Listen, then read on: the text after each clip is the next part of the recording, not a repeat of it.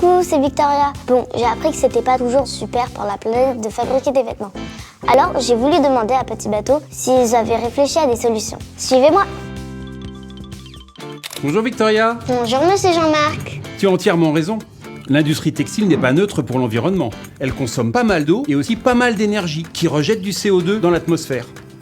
Du coup, ici chez Petit Bateau, nous avons décidé de remplacer toutes nos machines par des machines neuves qui consomment moins d'eau et rejettent moins de CO2.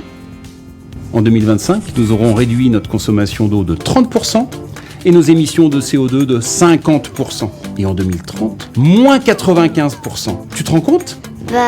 Je suis nulle en maths, mais ça a l'air pas mal. Et il faut aussi parler de la solidité de nos vêtements. Ils durent très longtemps et en plus ils sont indémodables.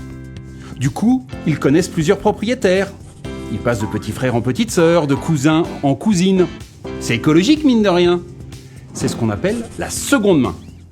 Et moi, je te remercie avec ma première main. Merci Victoria. Jean-Marc, tu as été parfait. Bonjour Anne-Cécile. Toi aussi tu fais des trucs pour la planète ?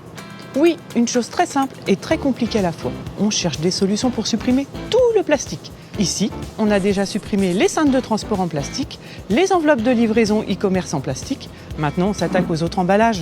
Tu fais disparaître le plastique ? Mais t'es une magicienne ! Si on veut, oui.